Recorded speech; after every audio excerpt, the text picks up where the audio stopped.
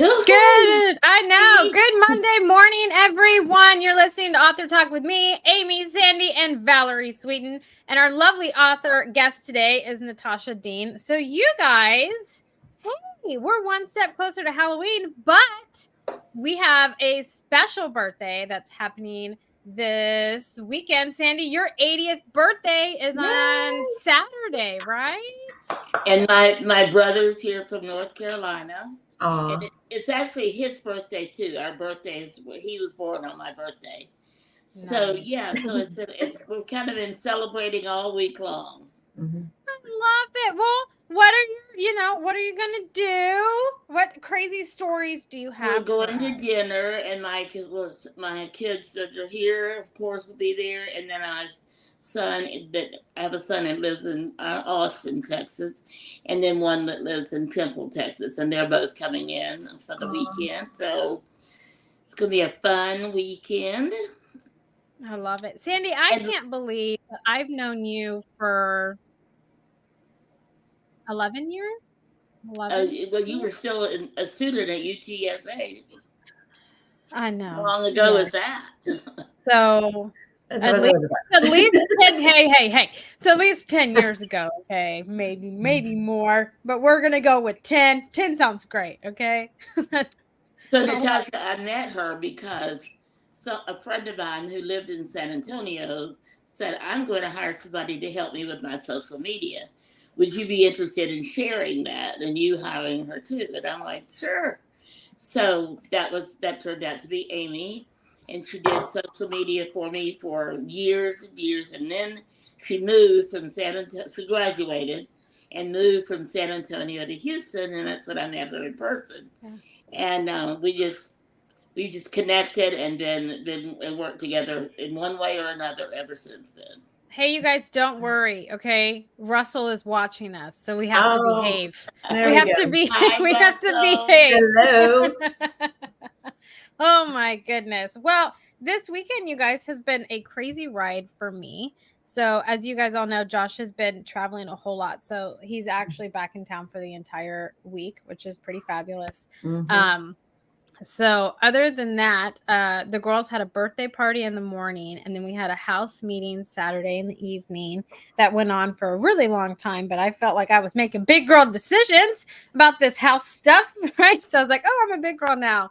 And then on Sunday, we actually took the girls to the Brazos Valley Fair, Rodeo and Fair, which was kind of cool. So they got to see the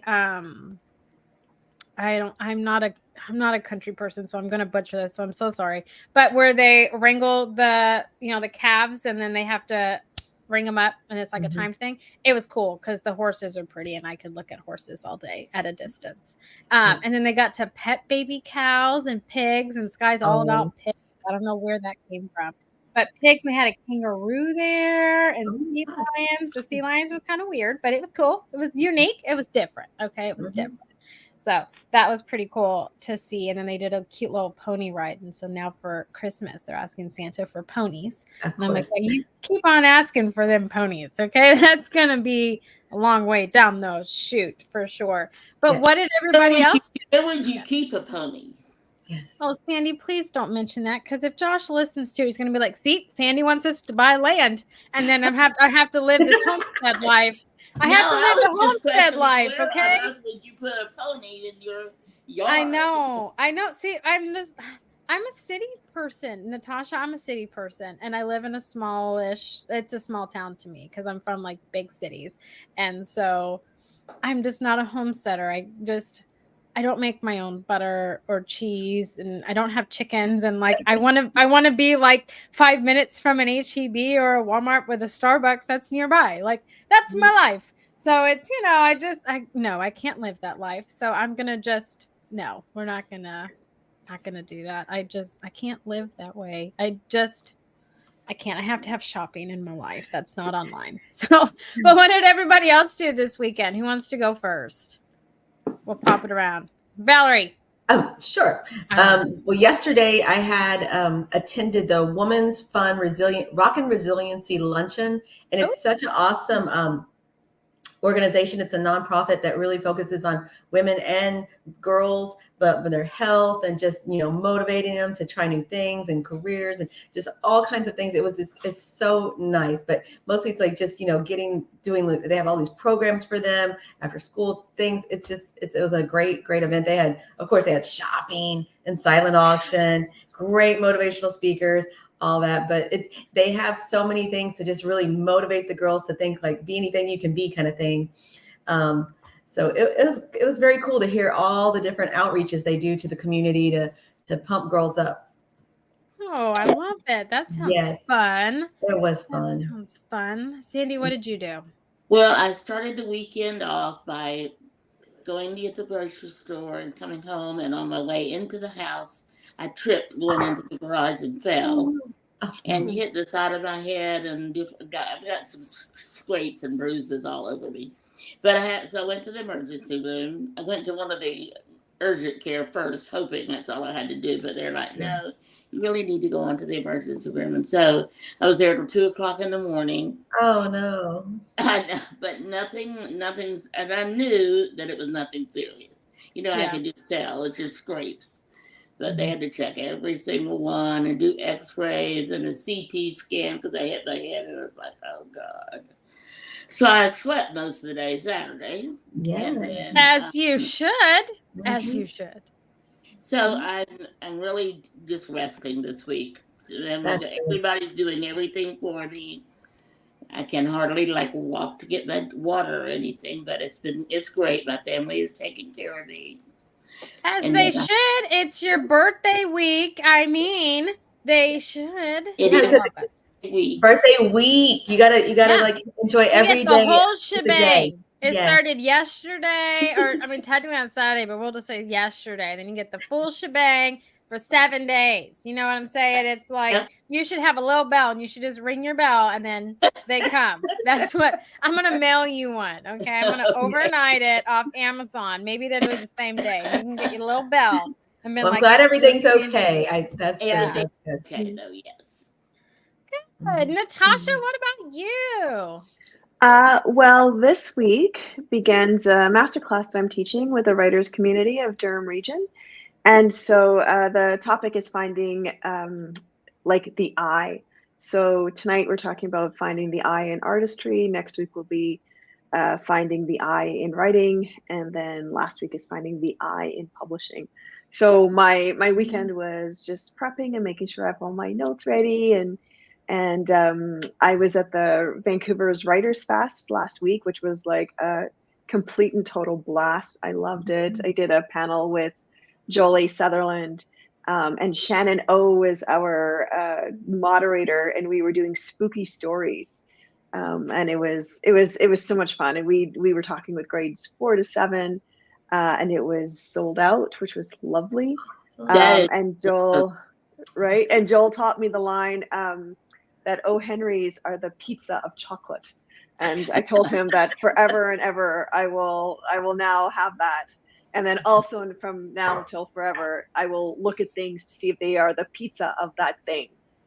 So yeah, it's been a really great 7 days for me too. Yeah. Mm-hmm. That's awesome. That's awesome. I love it. Well, because Russell is watching, and I know that if I don't, I'm going to get in trouble. I'm going to fill in Russell's famous, I call them famous, and his little tagline is, we want to thank everyone that is listening and watching us. So, Natasha, we have more people that listen to us than watch us, but it's fun to watch us because I am generally very animated. I talk a lot with my hands and my facial expressions, but I control what comes out of my mouth. Okay. So there is, some control that's within that. But we are in the top 10 for independent book podcasts. So we are incredibly grateful. We've been doing this for 8 years. 9 will be in January, I believe. Russell always keeps me up to date on those things. Russell is traveling back from Japan, so I cannot wait to hear about his adventure. He did post a video, and I believe it is shared in our AuthorTalk Facebook group. So if you're not a member, go on ahead and come on over to that. Check us out on YouTube.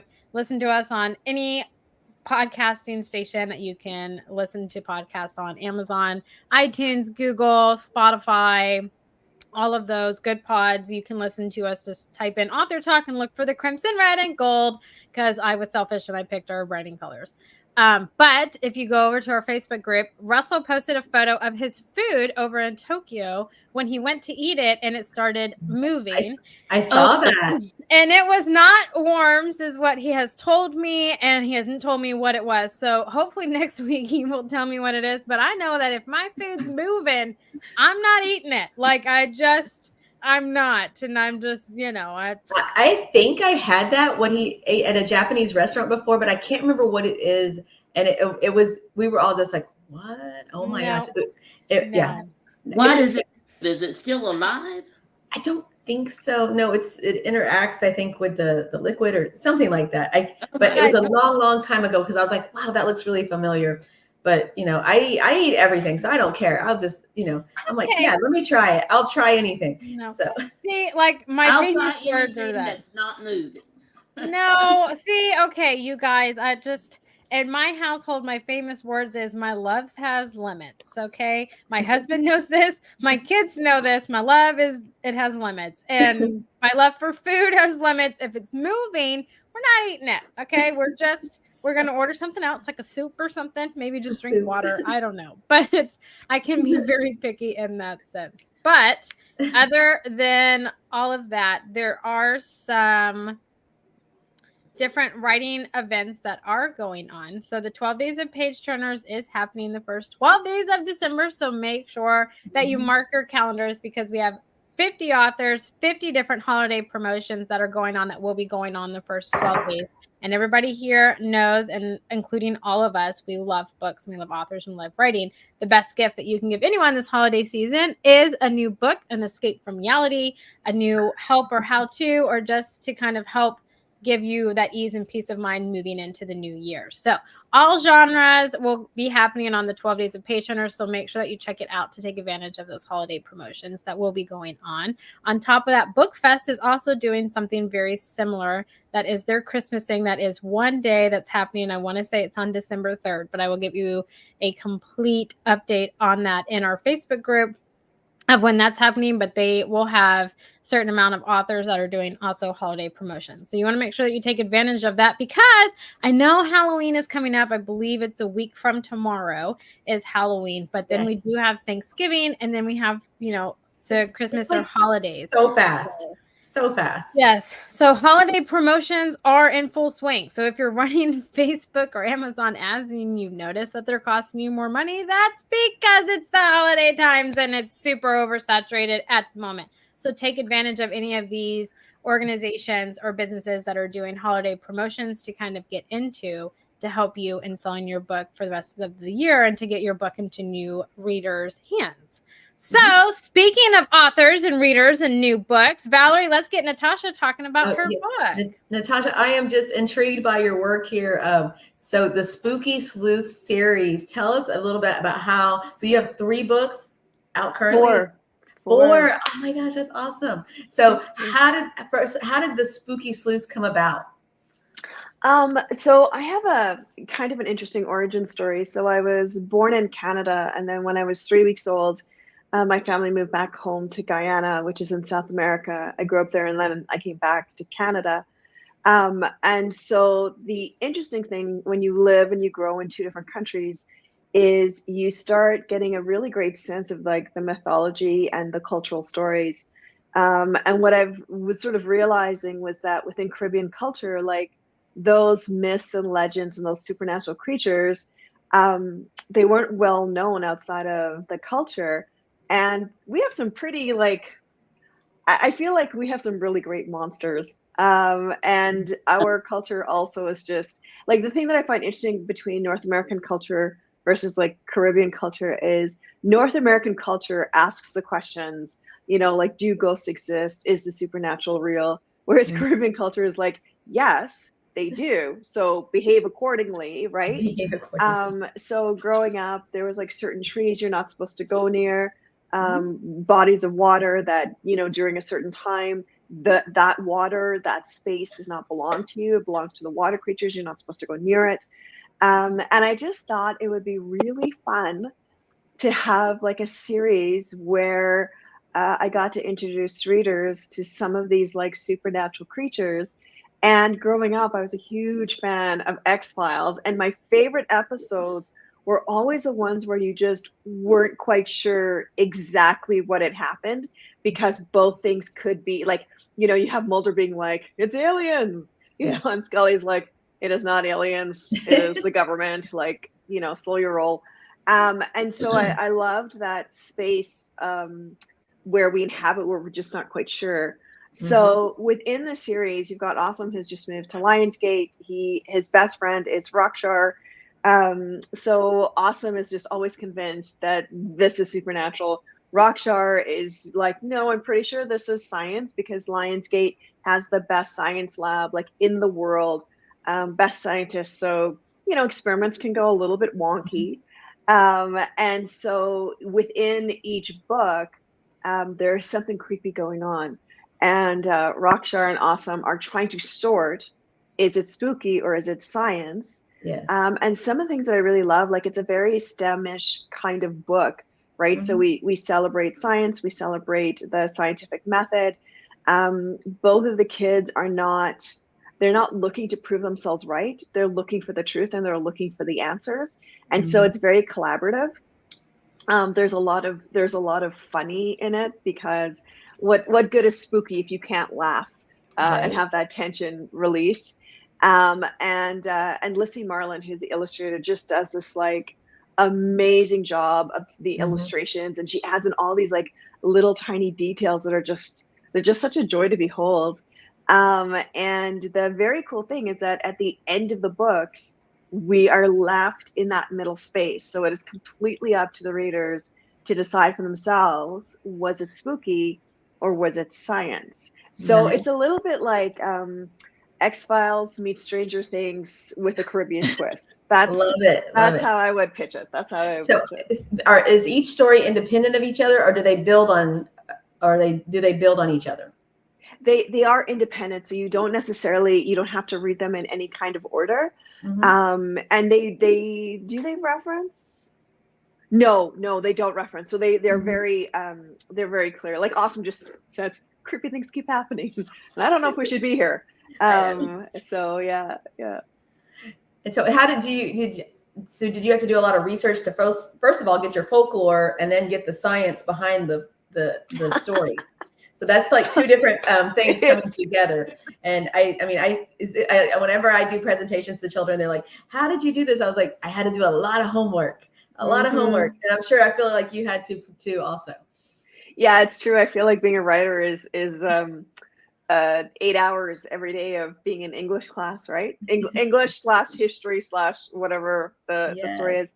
The folklore part, no. The joy of my culture is it's very story based and it's very oral. So you grow up with those stories.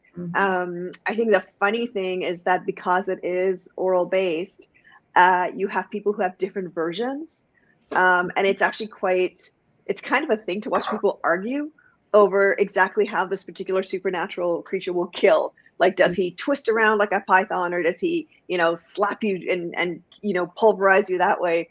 And they're all, again, like that idea of experience is truth. And well, I grew up with this story, and so this version must be right. But then within the science part of it, yeah, absolutely. With the ghost tree, for example, you've got this tree that's growing very, very fast. So I had to do a little bit of research to see like how fast can a tree grow. And I think there was a particular type of bamboo that won. I think it grows like a foot, maybe over a foot in a year. But yeah, so, stuff like that. Book 2 was researching things about the moon. Book 3 was like sea lions, which I really like. And a little bit of like European folklore with the selkies, which was very cool. Yeah. And book 4, see, this is the cool thing I think about being writers, right? Is like nothing we read is ever lost, and we can put these things in our back pockets and like pull them out for later. So years and years ago, I had read about this like company that was coming up with this new type of like exercise wear.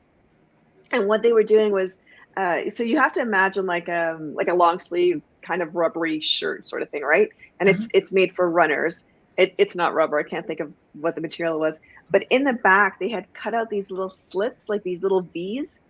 And then what they did is they treated the clothing with a certain kind of bacteria. So then what happened was, as the person was sweating, the bacteria would activate and it would curl up. These little V's would curl up into these yeah. And when you saw it in slow motion, it was both very cool and slightly creepy because it looked like these horns were like growing from people's backs. And I also was like, I feel like this is one of the moments where it was like, science just because you could. Should you? I mean, all we need is just give us like thinner fabric and something a little bit more baggy and give us some slits. Like, we don't actually need, at least for me. And then we have food that moves, like Russell has the science. There you go. There's another story for you. Food that moves. That moves.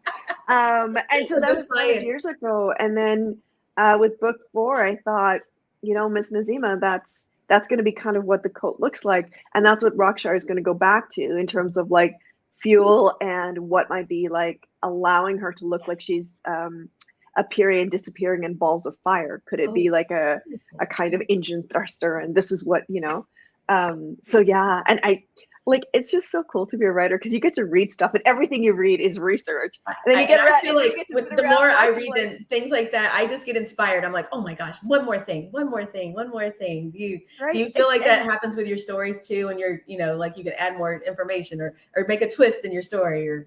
Yeah. I love it. And we were talking about school visits, and I always say to kids, like, the very cool thing about being a writer is you get to sit and watch TV shows, and if anyone asks you, you can go, well, I'm doing research. I'm learning how to write dialogue. So yeah. Yes, and your title. I don't think they need anyone to give them those kind of ideas. and I like the title Spooky Sleuths. It kind of gives me a little like Scooby-Doo vibes. You're like, oh my gosh, we're gonna go solve a mystery, but is it true? Is it like you're saying? That's what I thought when I saw the cover and I read the title. I was like, Scooby-Doo, like, I'm here for that. The fact that you're really, I love that you're tying in the folklore with the STEM. That just, it gives it a whole nother element of like intrigue for the kids. Yeah. I just bought book 1, so I can't wait to read that. I loved the story behind it. I loved all of that. But I have to tell you, Nadine, I am so impressed. So you have a publisher. You have the publisher from New York. And so how did that happen? Yeah. Oh, I have an agent. So I have a literary agent. I'm represented by Transatlantic Literary Agency, and my agent is Amy Tompkins. My literary agent is Amy Tompkins. So I pitched her the story and then wrote it. And then she shopped it for me.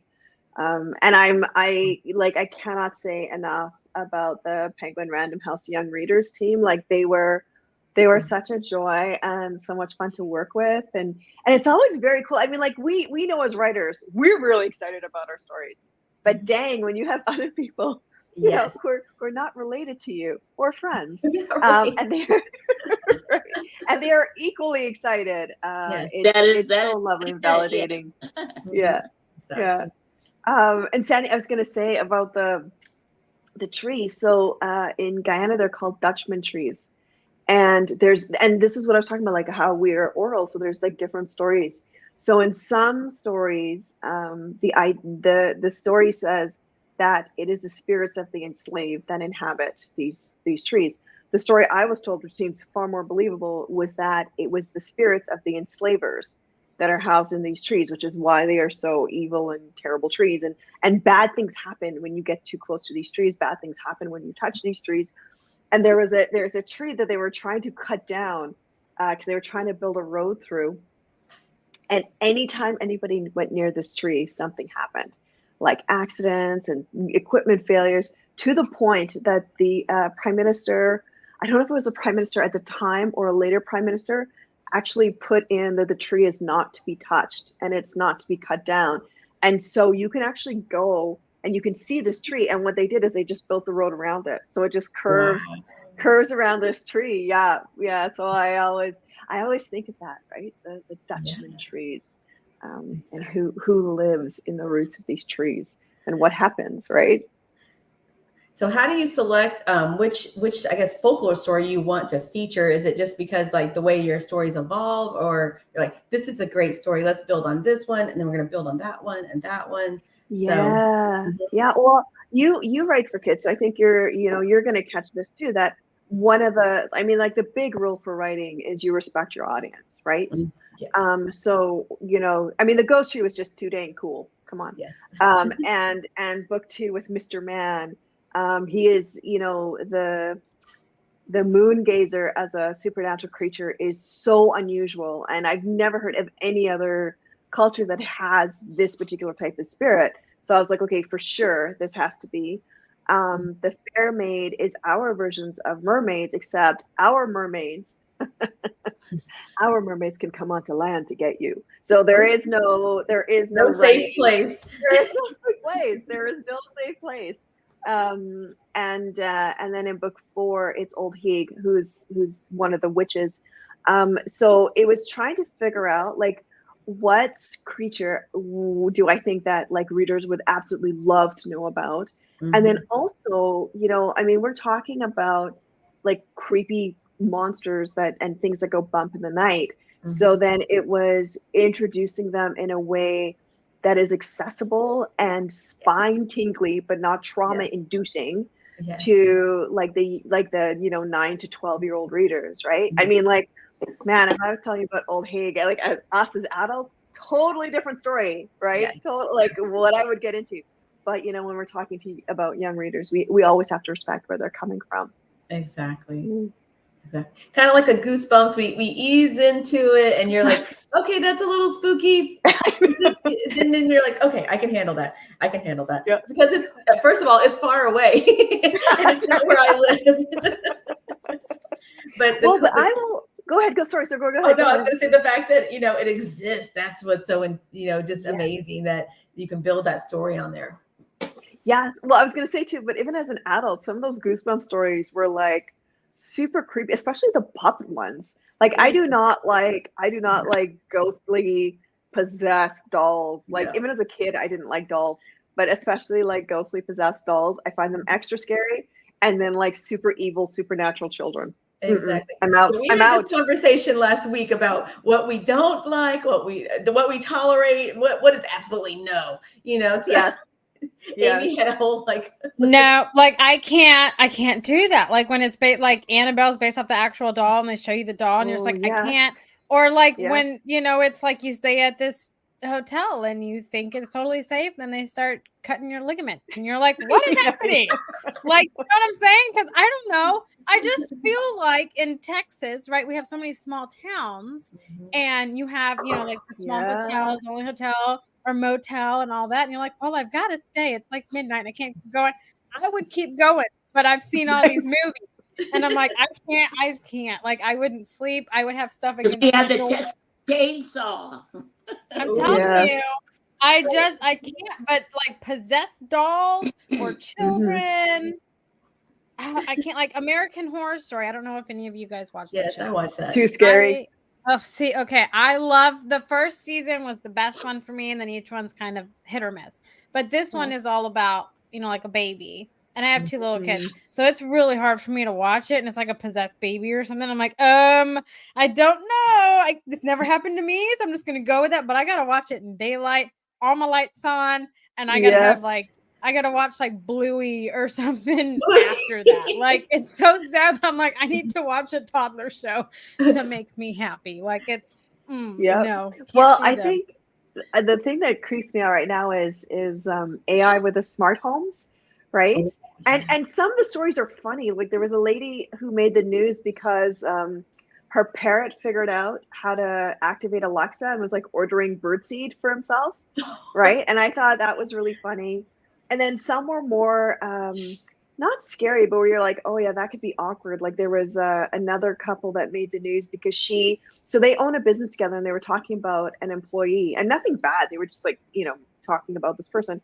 And their system thought they were trying to send an email, that the lady was trying to send an email So basically transcribed the entire conversation and then emailed it over to the employee. So the employee was calling and being like, am I supposed to, but then you see, like, I think Dean Koontz, like years ago, had a horror where the AI of the house falls in love with a woman and then locks her in the house.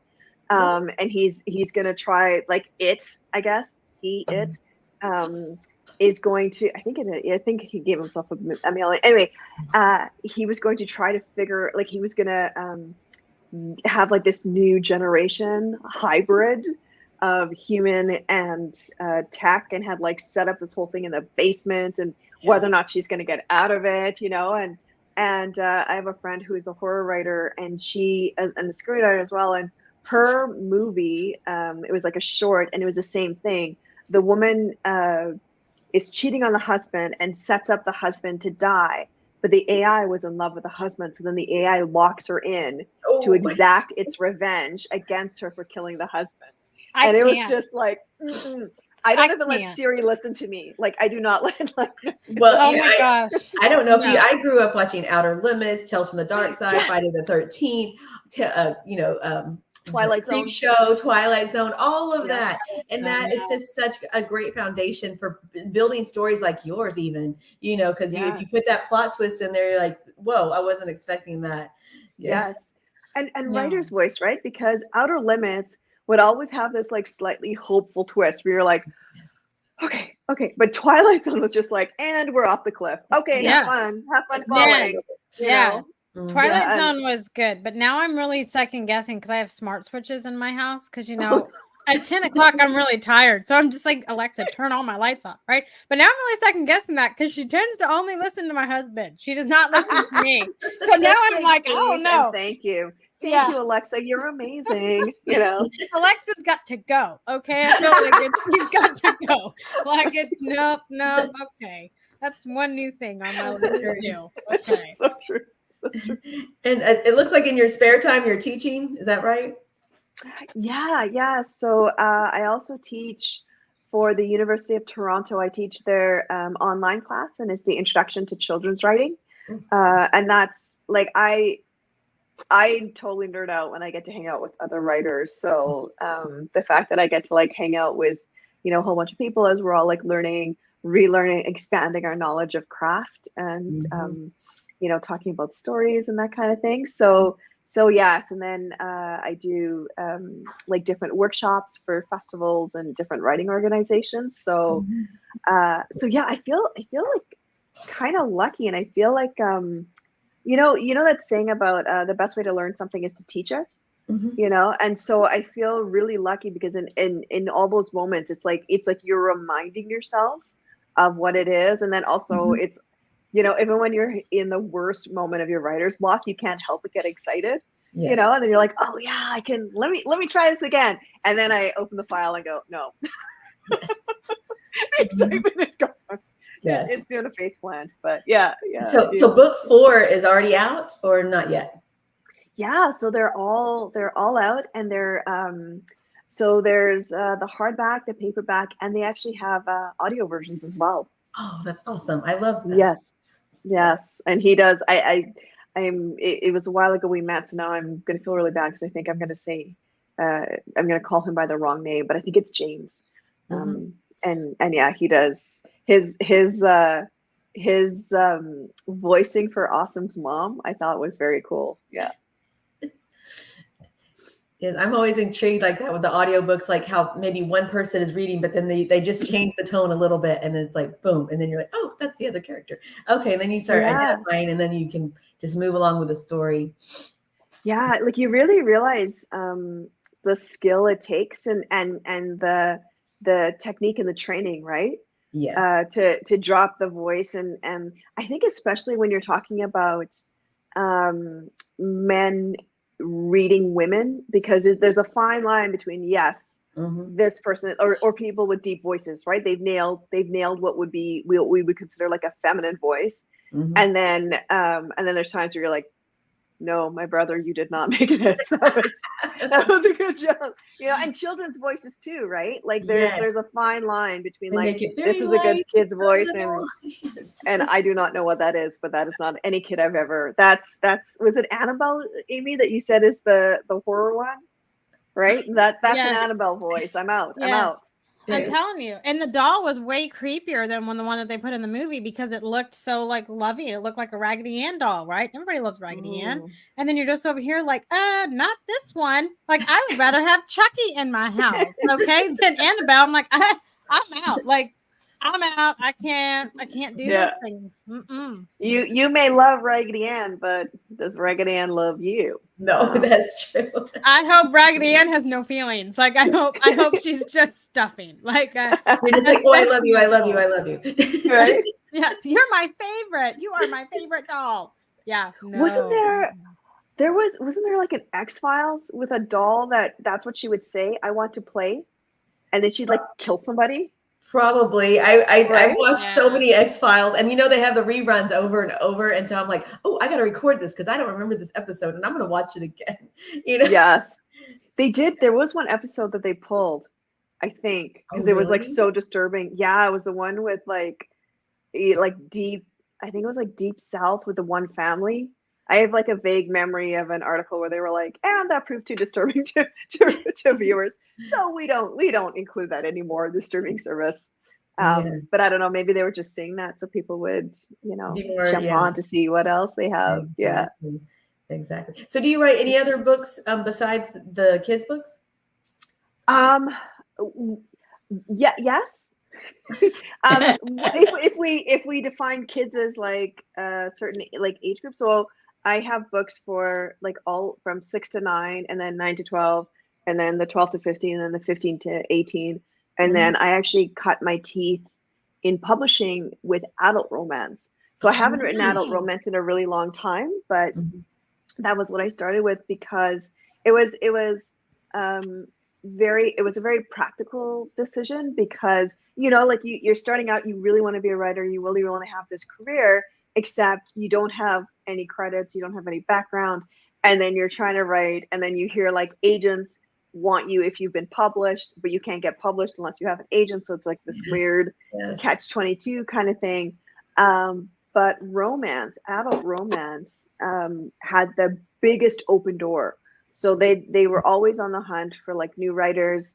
They didn't necessarily like some places wanted you to have agents, but some places, so like Harlequin comes off the top of my head, but you didn't have to have an agent to be published with Harlequin. So I was like, that's the door number one. Thank you very much. Right. Yeah. Well, we do have a question. They want to know what inspired you to write The Signs of Wonders? Were there any personal experiences or events that influenced that book's creation? Yeah, thank you so much. That's a great question. So for folks who don't know, The Signs and Wonders of Tuna Rashad centers around Tuna, whose big goal before the end of summer, and she has to leave home to go to university, is she's going to finally ask out her crush, Tristan. The only problem is that Tuna's older brother, Robbie, his husband died suddenly about 1.5 years ago, and Robbie is in this like grief spiral. And the way that it's manifesting is that he's at the house all the time, which is fine, except his grief is so deep that they're not allowed to talk about David, his husband. They're not allowed to have photos of David. And Tuna, who grew up with David, so David was basically like a second brother, she is in mourning, and the parents are in mourning as well, but they can't mourn because Robbie's grief takes precedent. And so throughout the story, what you have is Tuna is trying to like win over Tristan. So you have this like love romantic story. And at the same time, she's trying to like drag her brother into some semblance of like whatever that would be, because the resentment she has is that she cannot grieve until he grieves, right? And she can't celebrate the life of David until, Robbie can do it. And it all sounds very heavy, but it's one of the funniest books I ever wrote. And one of the reasons is because one of the big threads is this magical realism, or this idea, because Caribbean culture says your ancestors watch over you. So you should always have your eyes open, because they will send you signs and they're going to send you messages. And you always be careful when you speak of your ancestors, because they will hear you when they come. And so one of the ways that they can appear is with butterflies. So butterflies shows up quite often in the story. So to go back to the question, yes, to a certain extent, in terms of personal experiences, in terms of like how you grow as a child, where they're telling you, you know, this is what it is. Like you have to be aware of the ancestors, which I also think is a really great parental tool. You know, like that's fine. You can go play, but remember, grandma is watching you, right? So if you behave badly, you know, grandma will tell me. So it's a very good way to make sure those kids behave. I'm gonna use that. I'm gonna use that. Like, I'm telling you, I'm always open for new parenting tips, like to secretly scare the crap out of my kids where they behave. You know, at least when I'm not around, they always feel like someone's watching them. Not in a creepy way, but like so they behave. Like I'm always down for that, because I told you it might get to be a little creepy. No, you have to do that really well. No, I'm telling you, I live with many terrorists in my house, and I'm held hostage daily. Like everybody knows this, right? It's a hostage situation daily, and I'm lucky I get to sleep at night. So if I can have these little like quirks of being a parent, I'm down. Amy, I'm as Russell's representative. I have to tell you that the time is up. It's time to wrap it up. But with that being said, what we're going to do is we're going to do closing questions, comments, statements before we say and let Natasha go for the evening or the morning, I guess. So, Sandy, I'm going to go with you. Closing questions, statements, comments from you. This has been great, Natasha. As soon as I started reading about your bio and you're from Guyana and living in Canada and all this stuff, I was just like, and then I didn't even know about your master classes. So I'm just totally impressed with all that you do. It's like, you're like Valerie. Valerie's the same way. She's always doing something new. So that's awesome. I really did love that, hearing about you. And I bought the book. I've only bought book one. So anyway, I'm just very impressed. And especially, I have a client that I've tried for 2 years to get an agent for him. So the fact that you have an agent, you are now my official hero. Yeah, it's tough. I'm just looking forward to reading the book. Thank you. Thank you very much. Well, it's been a pleasure meeting you, Natasha. I'm just intrigued by all your work and just amazed by all the progress. And I just love the concept of all your stories. It sounds, just like something kids would love to dive into. Thank you. Am I allowed to jump in and say this was really fun? I have no questions, just comments to say this was a lot of fun. I appreciate everyone who joined us, and Amy and Sandy, Valerie, like, thank you for the thoughtful questions. Thanks for the laughs. It was like a really nice way to start my morning. I appreciate it. Oh, good. Well, that's always our goal. It's always a fun time on Author Talk. We always make so many new BFFs, is what I say at the end of the show. Yes. So it has been so much fun, Natasha. So I truly appreciate and am honored that you took time out of your morning to come and hang out with us on Author Talk and to talk and have laughs and let us kind of vent about scary stories that we can't watch. Like it's been amazing. But for everybody watching now or listening and watching the replay, we hope everybody has a fantastic rest of your Monday, a great rest of your week. And until next